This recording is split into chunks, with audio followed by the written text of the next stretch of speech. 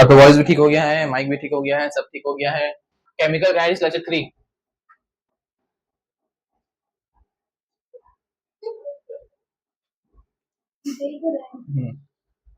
चलो सुनो, मॉलिक्यूलरिटी क्या होता है बेटा? मॉलिक्यूलरिटी क्या होता है बताओ? नहीं ऐसे तो बताए थे, नहीं बताए क्या बोला? बताए ना। ये किसके डिफाइन होता है? Define for number of reactant species. Reactant species, कितना रिएक्टेंट स्पीसीज है उसके लिए मॉलिक्यूल डिफाइन होता है। फॉर एग्जांपल मान लो एटम्स, मॉलिक्यूल है ना, और एलिमेंट, कितना रिएक्टिंग स्पीसीज है क्या हुआ जी? मेरे कुछ हुनार स्टूडेंट आते हुए, बेटा एकदम प्रेम से खोलना बेटा, है ना।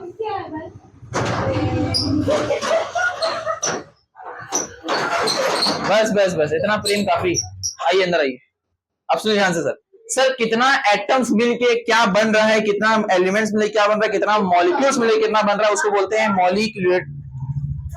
तो सर अगर मान लीजिए, क्या मॉलिक्यूलरिटी कभी आपका फ्रैक्शन हो सकता है क्या? नहीं हो सकता है। नेगेटिव हो सकता है क्या? नहीं हो सकता। जीरो हो सकता है क्या? नहीं हो सकता है। अरे अगर जीरो ही हो गया कुछ, अगर जीरो ही हो गया तो कुछ बनेगा? नेगेटिव नहीं हो सकता है। फ्रैक्शन समझो सर, तुम कभी अगर किसी रिएक्शन को बैलेंस करते हैं हम लोग, तो फ्रैक्शन को हटा के इंटीजर लाते कि नहीं लाते हैं? फ्रैक्शन क्या लाते हैं? इंटीजर लाते हैं ना सर। तो एक बात बताओ, अगर हम लिखते हैं यहाँ पर हाफ ए प्लस बी गिव सी, तुमको ये हाफ हटाना कि नहीं हटाना है? बैलेंस करेंगे रिएक्शन को, हाफ हटाएंगे, क्या करेंगे? 2 से मल्टीप्लाई, तो क्या हो जाएगा? ये क्या बनेगा? a plus 2b gives c। ये सुनो यार, मेरे बात समझे क्या बोले हम? दोबारा बोलते हैं। तो फ्रैक्शन कभी भी तुम्हारा मॉलिक्यूलरिटी नहीं हो सकता है। आगे सर, तो अगर इसमें एग्जांपल लें हम, a plus B give c, इसका मॉलिक्यूलरिटी कितना है? 1 प्लस 1 कितना? समझ गए?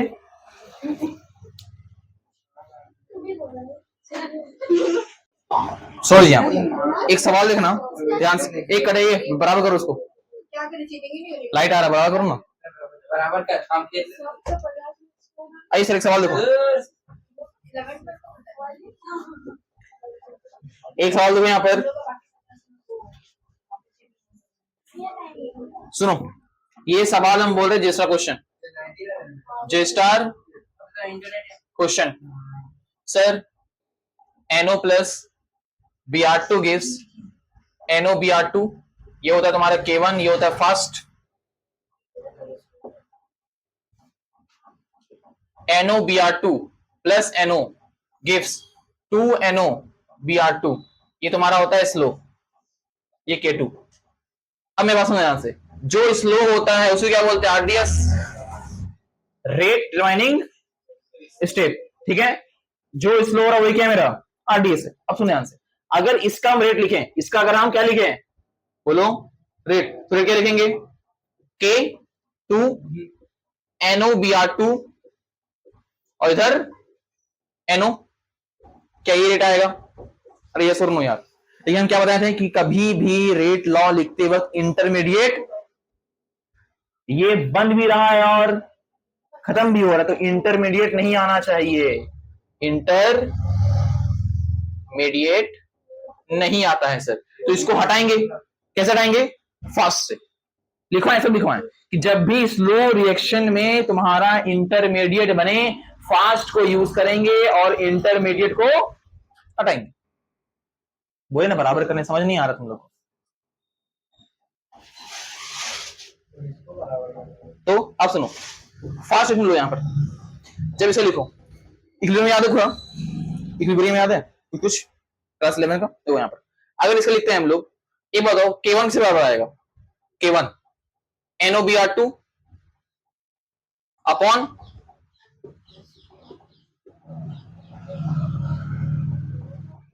ये होता है सर, ये बॉक्स मतलब एक्टिव मास है ना। तो मुझे ये क्या इसको इधर भेज देंगे तो K1 into NO into Br2, ये सोच रहा हूं यार, इसको उठाएंगे किसके बराबर है ये NO Br2 के, इसको उठाएं यार को, तो क्या आएगा K2 K1 K2 K1, यहां भी NO और यहां भी NO, क्या हो जाएगा स्क्वायर, और क्या बचा यहां पर Br2, इसको एक नया बोल दो क्या K या K डैश बोल दो, तो K डैश NO का स्क्वायर और Br2, ये क्या है तुम्हारा रिएक्शन का रेट लॉ। अब ध्यान सुनो क्या बोले हम, सर जब भी दो रिएक्शन दे, एक फास्ट और एक स्लो, स्लो मेरा क्या होता है आरडीएस, स्लो क्या होता है आरडीएस, सर आरडीएस को यूजुअली लिखेंगे हम क्या रेट, वहां मेरा क्या आएगा इंटरमीडिएट, जो बनेगा वही खत्म होगा, तो उसको हटाना किसके मदद से, फास्ट की मदद से, फास्ट क्या लिख दो क्यों निकालो, तो क्या आएगा product by reactant, product by reactant. एक बात और, अगर यहां पर कोई स्टोइकियोमेट्रिक कोएफिशिएंट रहता है वो क्या चल जाता है पावर में, क्या चल जाता है पावर में, कब इक्विलिब्रियम में, अगर मान लो कुछ याद नहीं तुम लोग को 2a plus b give c, अगर ऐसा मान लो यहाँ K1 है, क्या है K1, K1 क्या लिखेगी इसका प्रोडक्ट क्या है C, रिएक्टेंट क्या है a का स्क्वायर और b, तब यहां को ऐसे लिखा था, मेरे बात समझ क्या बोल रहे हैं हम, इक्विलिब्रियम में है क्लास 11, तो याद रखना स्टोइकियोमेट्रिक कोएफिशिएंट क्या देता है पावर में, है ना, जब हम लोग रेट लिखते हैं सेपरेट करके तब। अब यहां समझो, बस इतना समझो, और ये सवाल जेईई में से क्यू है और बहुत बार पूछा है इसको, सेम रिएक्शन कोई चेंज नहीं किया है, यही क्वेश्चन यही रिएक्शन से मुझे एकदम क्वेश्चन एकदम टू माउथ याद था, ठीक है समझ आया सवाल, क्लियर हुआ एकदम अच्छे से। K1 K2 का प्रोडक्ट क्या बोल दिया हम K डैश, नया K बोल दिया ना यार, क्वेश्चन ऑप्शन ऐसे दिया रहेगा K डैश NO का स्क्वायर और Br, ठीक है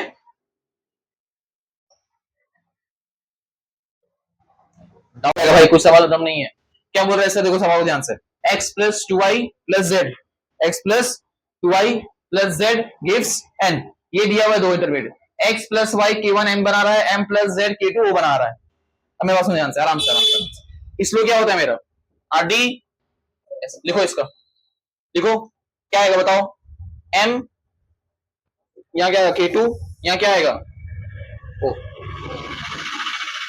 सॉरी o z आया ना, m क्या है मेरा पन भी आया, और क्या है ये मेरा inter,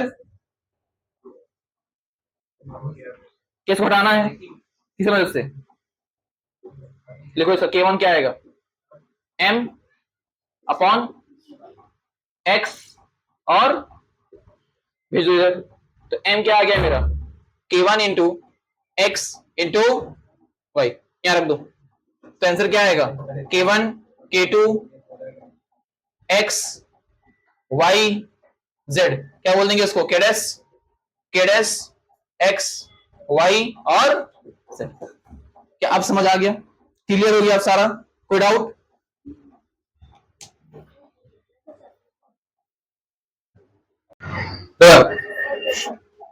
sir significance of order of reaction क्या है, इस पे हम थ्योरी बढ़ा देंगे, थ्योरी समझने को समझ नहीं आएगा, मेरी बात समझो, थ्योरी पढ़ा के भी को समझ आने वाला नहीं, बस इसमें एक हिंदी में एक लाइन लिख देना, कंसंट्रेशन चेंज करने पर रेट पर क्या फर्क पड़ेगा, कंसंट्रेशन चेंज करने पर रेट पर क्या फर्क पड़ेगा, that is signification of order of reaction, इतना बड़ा नाम है काम इतना ही है, अगर तुम कंसंट्रेशन चेंज कर रहे हो तो रिएक्शन पे क्या रेट पे क्या चेंज हो रहा है उसी को बोलते हैं signification of rate of reaction, कुछ समझ नहीं आया ना, अभी सवाल करेंगे आराम समझना, सवाल देखो ध्यान से, जिस तरीका से हम सॉल्व करेंगे वो तरीका समझना, एक सवाल से समझ आने वाला नहीं है बेटा, फ्री फायर से पीछे कुछ नहीं, कंट्रोल कंट्रोल,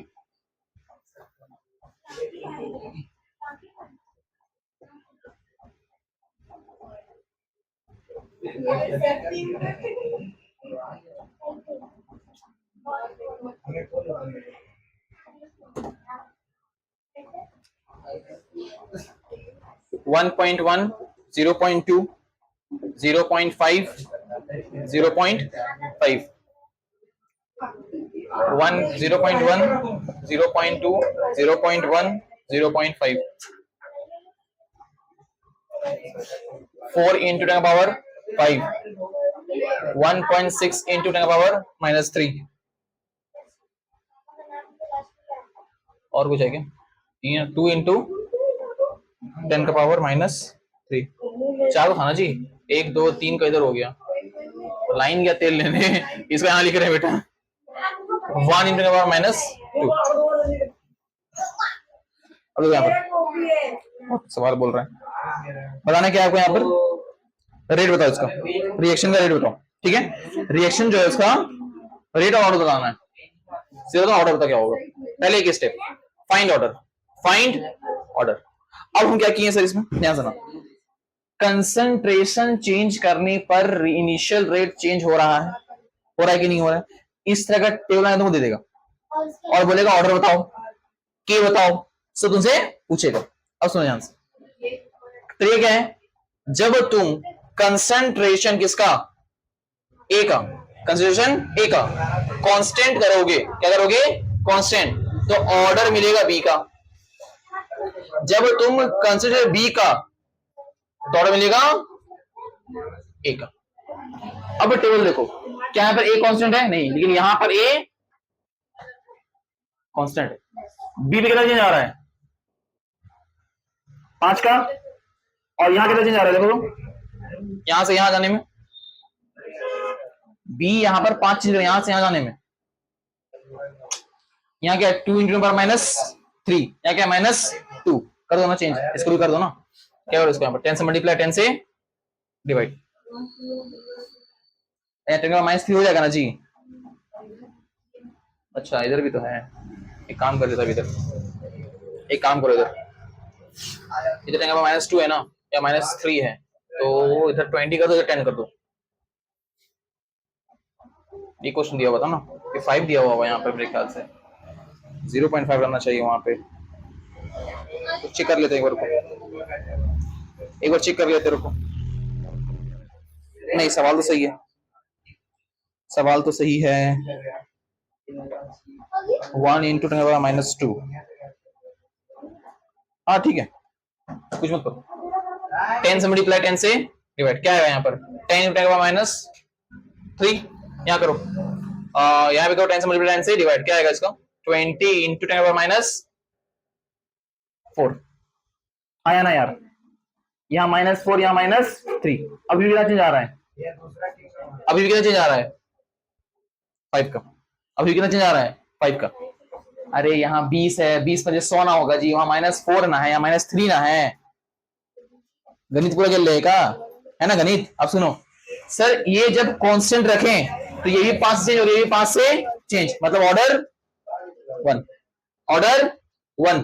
तो क्या बोले, जब ए कांस्टेंट आएंगे तो बी कितना आ रहा है, और इससे बी का कितना आएगा 1। अब रुको, अब करो कि किस कांस्टेंट, बी को, बी कहां पे कांस्टेंट हो रहा है, देखो तो बी के कांस्टेंट हो रहा है क्या, बी कहीं कांस्टेंट हो रहा है, यहाँ 0.101, देखो यहाँ पर क्या है कांस्टेंट है, कितना चेंज आ रहा है, यहां से यहां में 5 का। अब यहां से यहां आओ तो क्या चेंज आएगा 20, यहां 4, कितना चेंज आएगा 5 का ही चेंज आएगा ना, अभी भी कितना जाएगा 5 का ही चेंज आएगा।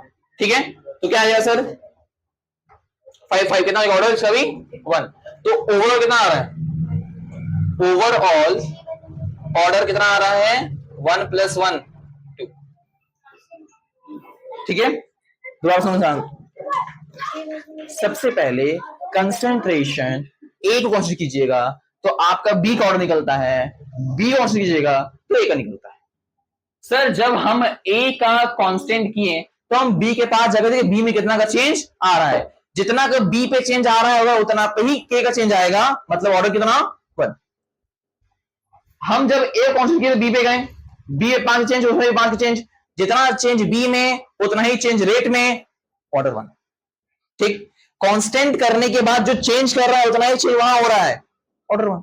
अगर उससे चेंज नहीं होगा, मतलब उसको कुछ टाइम होगा, एक एग्जांपल लेते हैं, अगर यहां पर चेंज होगा तुम्हारा 2 का, कितना 2 का, और यहां हो जाएगा 4 का, एग्जांपल ले रहे हैं हम, तो 2 का पावर 2, मतलब और कितना आएगा, और कितना आएगा 2। दोबारा बोल रहे हैं, अगर यहां पर 2 टाइम्स हो रहा है, 2 टाइम्स हो रहा है और इनिशियल रेट 4 टाइम्स हो जाए, कंसेशन तुम्हारा 2 टाइम्स चेंज कर रहा है और रेट 4 टाइम्स, तो 2 का पावर 2, मतलब ऑर्डर 2।